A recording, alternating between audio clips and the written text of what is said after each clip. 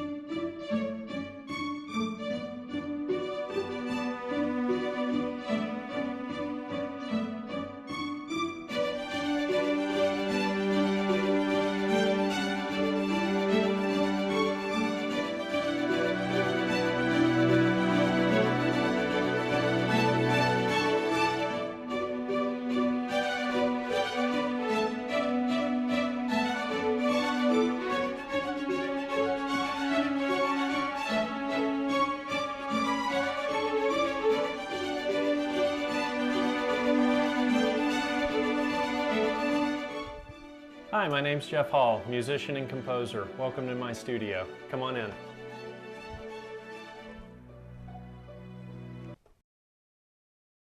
So thank you very much for inviting our team from Longmont Channel 8 into the studio to spend some time today. Very welcome. I think we'd like to start with getting maybe some background on how you got started with music. Okay. So I got involved with music as a guitarist. When I was a young kid, I had a good friend in Boy Scouts who was a great rhythm guitar player. Even at a young age, he could pick music out by ear, and he used to sit around campouts and play songs that we all knew, and I was very drawn to that. And over the course of a year or so, he began to teach me how to do it, and began to pick up the instrument. I think my parents invested initially in a $50 acoustic guitar that I used and took some lessons on, and things just really took off from there. I spent most of my teenage and most of my teenage years and 20s playing electric guitar primarily. Huge Rush fan, right? And learned a lot of classic rock, played a lot of rock and related types of music on the electric. But then in my mid-20s, I had somebody introduce me to the music of Will Ackerman, Michael Hedges, a lot of the original acoustic fingerstyle guys who made such a huge impact in the 70s and 80s. And it was just like a switch got flipped. I remember putting down my electric guitars and kind of leaving behind all the years I had spent practicing and trying to get better as a solo electric guitar player, and began investing in buying some nice acoustic guitars and learning the music of Alex DeGrassi, Franco Moroni, Will Ackerman, Michael Hedges, others who were all in that general space at the time, and probably spent the next 15 years working on that style of music almost exclusively as compared to the time I had originally spent with the electric guitar. So following that, in my I'd say about 15, 20 years ago, I began to really take a distinct interest or notice very specifically film music. And I began to recognize that as I was watching movies, I was really drawn to the emotional impact that was created by the way the film was scored, the way the music was put together, the style of music. And I discovered that a lot of film score music is incredible standalone music. People go to movies and they watch them and they're influenced heavily by the music. In many cases, they don't even realize it, but in many more cases, there's probably not a general appreciation or awareness for the fact that a lot of that music is wonderfully composed, very intricate, very complex, also can be very simple, obviously, but it's really a style of music unto itself, and I really began to take notice of that, and I started to apply some of my academic background to stepping into that compositional space, but quickly realized I didn't have the equipment and I didn't have the knowledge that I needed to really effectively do it. So I went out and found an individual who was a doctor at music theory, and we began working together, and I think we worked together for years, maybe 4 years, one-on-one, taking the music theory I had previously in school, taking the knowledge that I had previously from having been a guitar player for, at that point, quite a while, a couple of decades at least, and figuring out how to begin moving me in the direction of composing for orchestra and multi-instrumented music that would have been in the general vein of film scoring.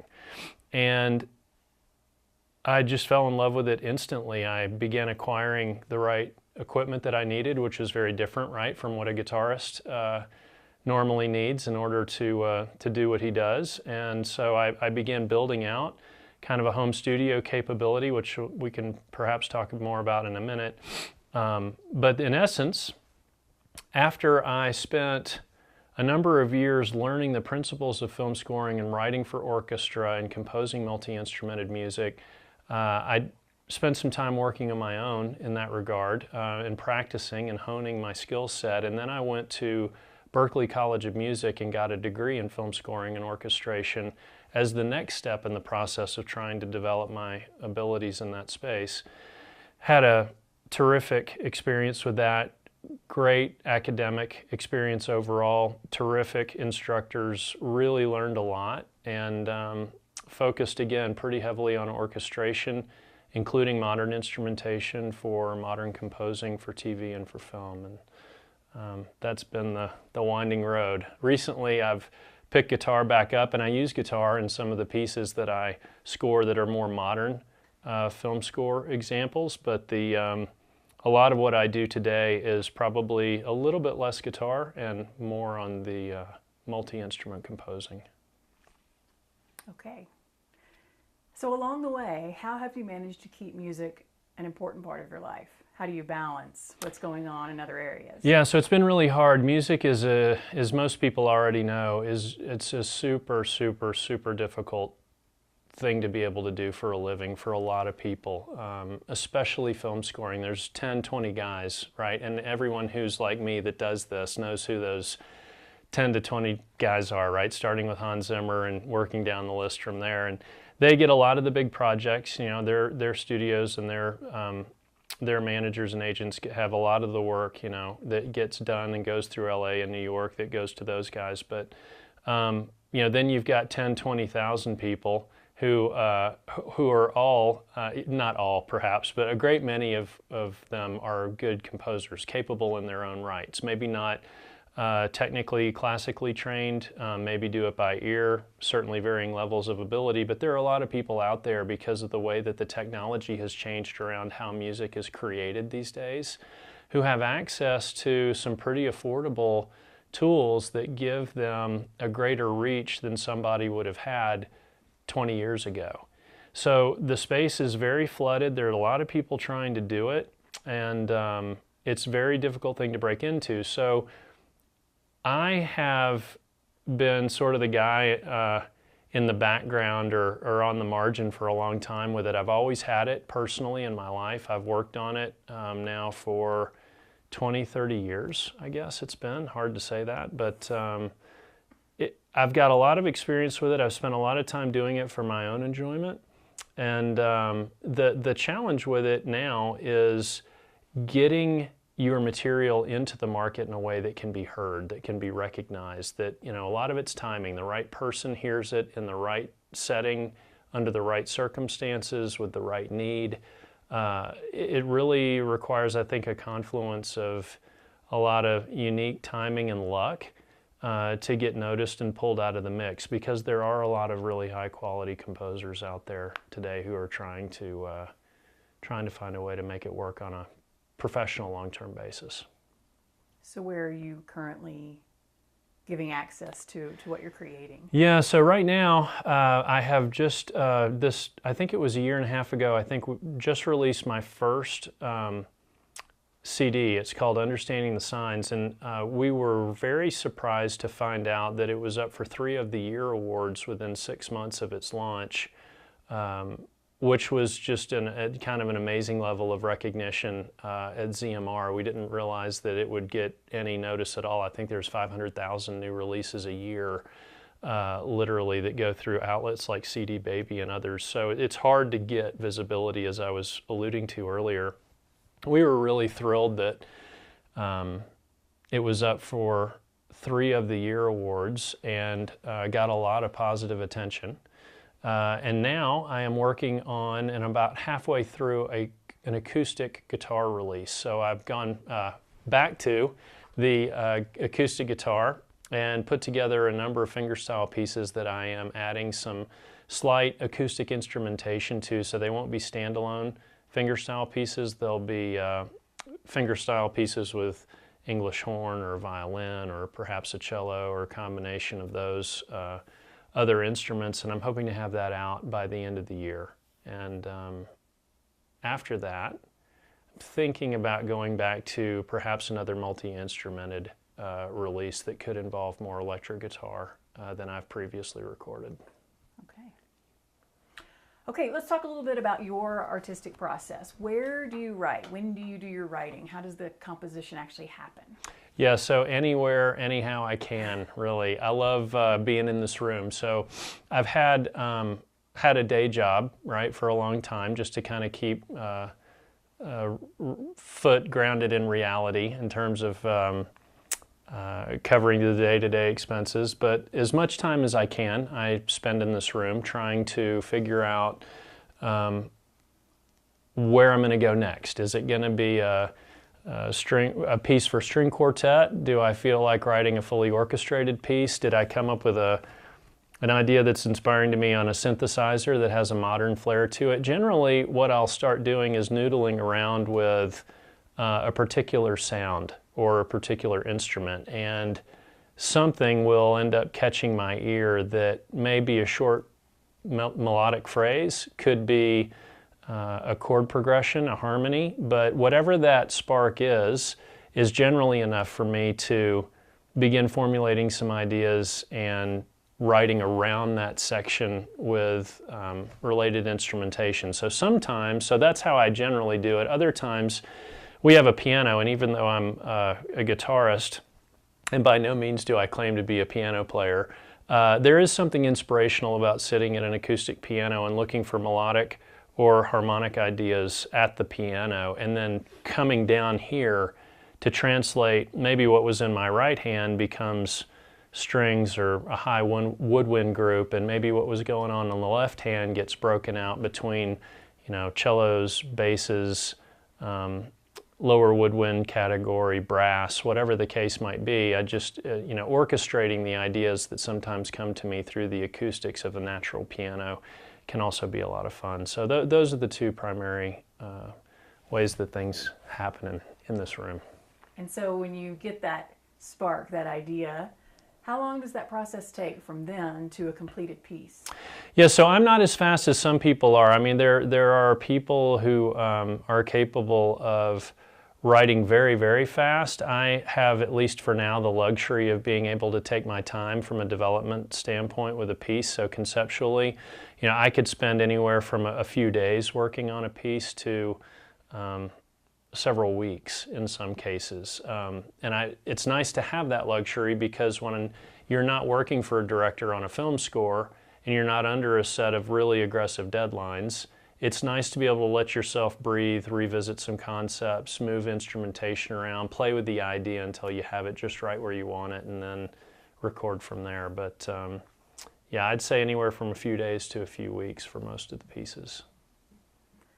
Okay, can you tell us a little bit about what it's like to collaborate, particularly with someone in film, composing? How does that work? Yeah, so it's funny, the composers generally, historically been one of the people that gets pulled in late in the game, right? It's often in post-production, and so you're handed this draft of a film that could be an hour and a half, 2 hours long. You've got to come up with maybe 45 to 60 minutes worth of music, which may not sound like a lot, but it's a ton, right? That's a huge project, and you may only have a matter of weeks, you know, 3, 6, 9 weeks, if you're lucky, to figure out in partnership with the director what kind of music they want. What are they after, right? What's the feel of the film?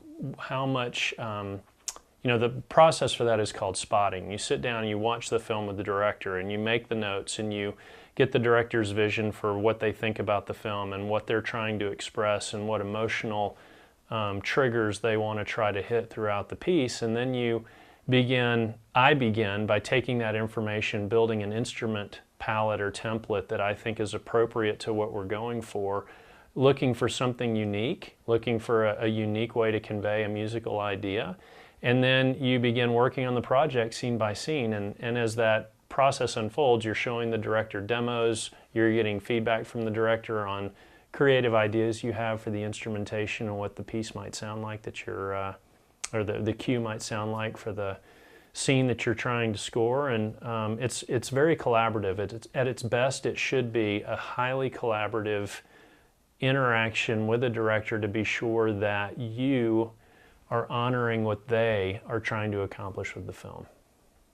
So as we were talking about a few minutes ago, partnering with the director to achieve a desired result with the film from a musical standpoint needs to be explored very carefully and discussed, very openly in collaboration, because you can end up with music that either achieves exactly what the director wants or maybe undermines the scene because it doesn't really speak to the emotional goal of the scene. And so with this video, what you'll see are 3 or 4 different musical segments with the same background that I did for a local director in order to give him an idea of what the difference would be in the way that the scene visually comes across to people in an emotional way based on the type of music that's in the background.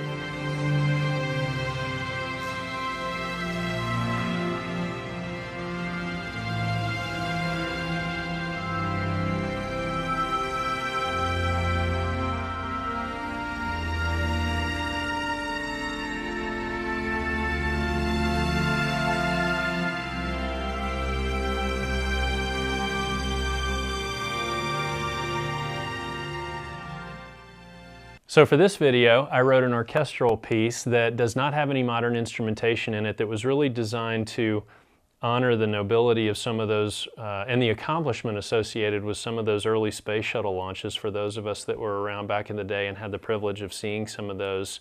This piece really tries to capture that sense of wonder and accomplishment from an orchestral perspective.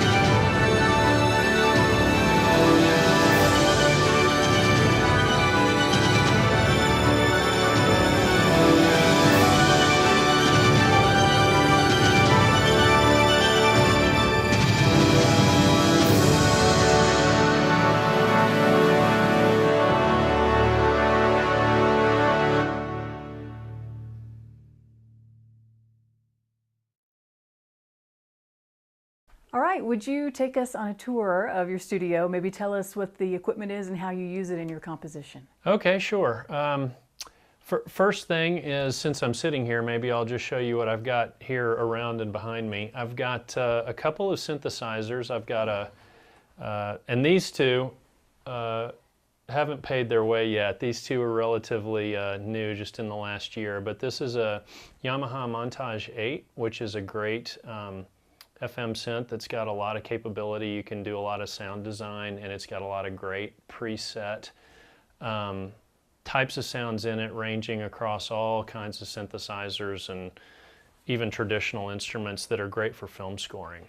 This is an analog synth. It's a Prophet 12 made by Dave Smith. It's got that sort of classic analog synthesizer sound. And what I do with these, and this is my primary controller here, is I run them through, I work in Logic. There are a lot of different digital audio workstations available out there, but I work in Logic, and I record generally one track at a time and put together, from the ground up, either, a piece that consists of 2 instruments or a piece that consists of 78, right? It's anything's possible, right? So just to give you a quick example, this is an arpeggiated piano patch on this synthesizer.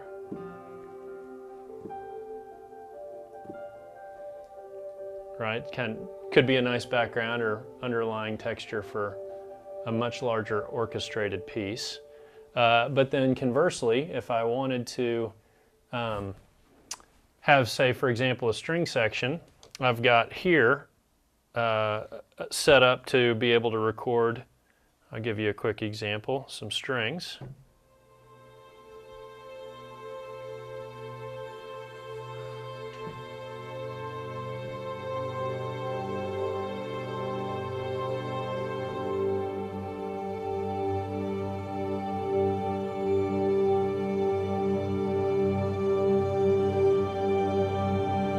Right? So the fun thing is that sometimes, what I've got here is my studio is set up so that if I touch something and I get inspired by an idea, I can fairly quickly record it so I don't lose the thought or the moment I happen to perhaps come across something I want to hold on to. So these are all wired up to run straight into Logic so that regardless of what I'm playing on and what I'm doing, I can record. And in the event that, as an example, I wanted to combine those strings with that arpeggiated piano, I've got this instrument set up so that it'll play both at the same time, or however many I want it to, right? And so that's a nice piece of flexibility. For guitar, I have an Axe-Fx unit that I run my electric guitar through that is also wired to run straight into this program, so I can record electric guitar fairly easily. And then for acoustic guitar, I have these preamps that I can either run my acoustic recording through a couple of microphones or I can plug direct in here and route them into this software as well. So in general, I try to keep it as flexible as I can in here around being able to quickly get to an instrument and fill in a part or create a part in a composition without having too much pain and suffering around the setup. So in the case where I want to record live audio, that's generally done with guitar. And that would be either the electric guitar running through Axe-Fx or running through effects that I have that are part of the onboard software system that I use, or I can record acoustic guitar directly in through a couple of preamps into that same application, or I can plug my acoustic guitar directly in to the front if I don't want a microphone, for whatever reason, if I want a direct input. A little bit different sound, a little bit different set of reasons to set one up versus the other, but I do both. So these instruments record audio and MIDI, and that is really dictated by my workflow more than anything else in terms of what I'm trying to accomplish. So the room that we're in, I built this room with a sound engineer I've used in some previous studios, and you can see there are a lot of panels and the ceiling's been treated. The room balance is a little bit different on this end versus that end. This end is designed for my listening position right here to be relatively flat response.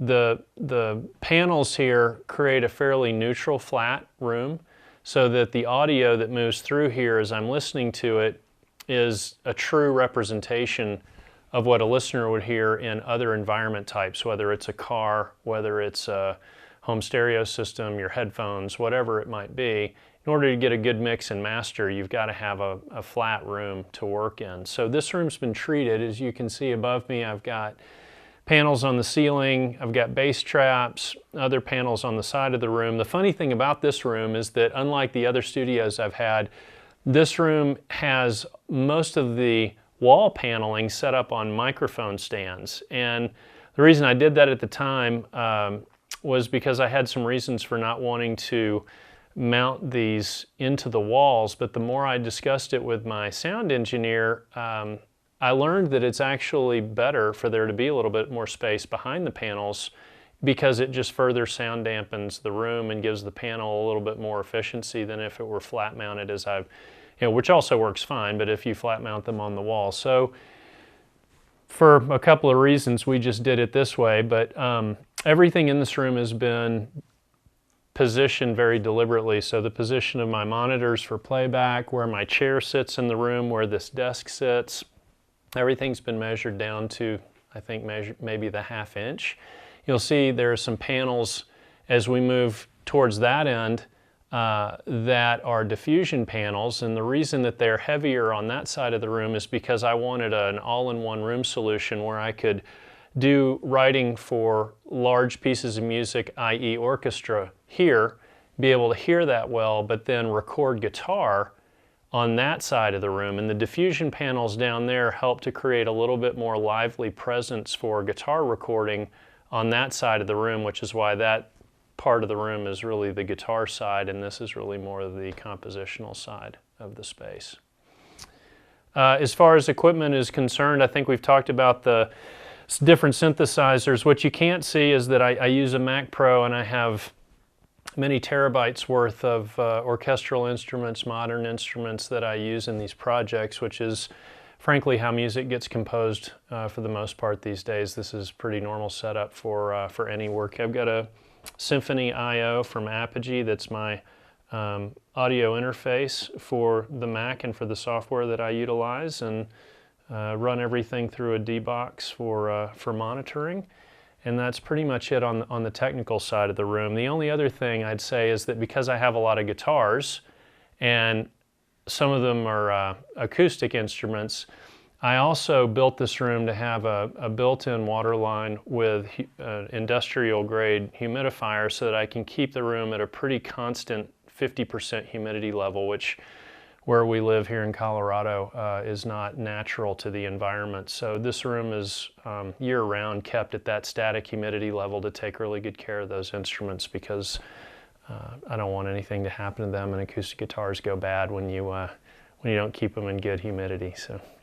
So just in terms of guitars, real quick on this end of the room, I have set this up for acoustic guitar recording, electric guitar work with a foot pedal. I've got a number of classical and steel string acoustics, some Kevin Ryan's, Hamblin.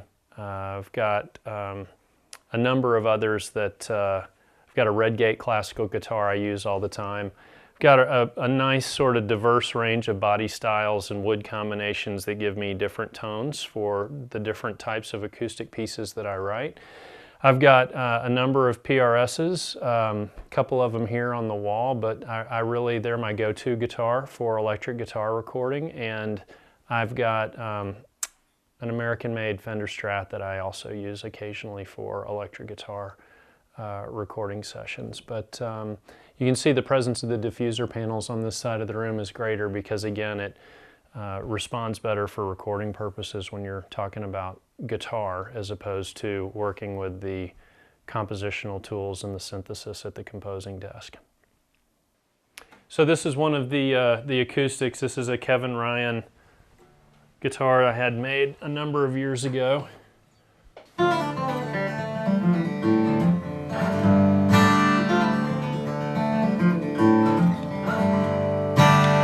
It's got a great sound. It's good for recording. It's got a lot of overtones and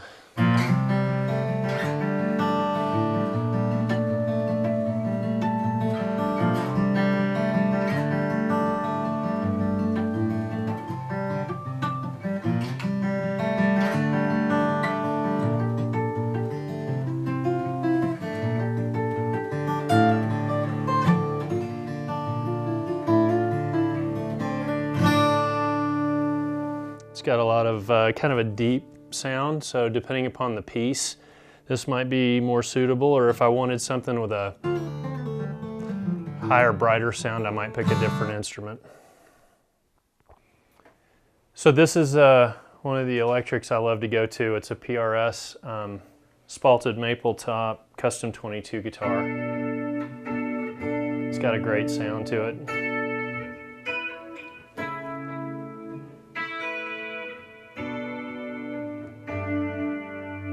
But it's also very easy for me to change the setting for the sound and quickly modify that during a recording.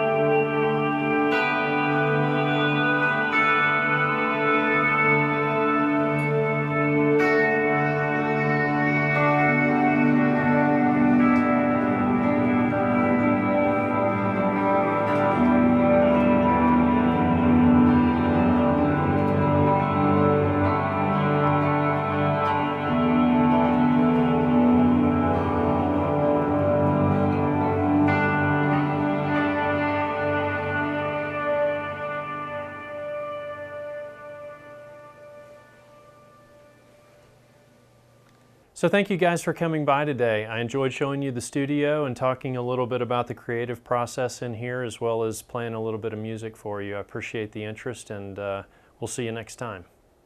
Thank you for coming by. I hope you enjoyed the studio tour and the music, and I hope to see you again. Thank you.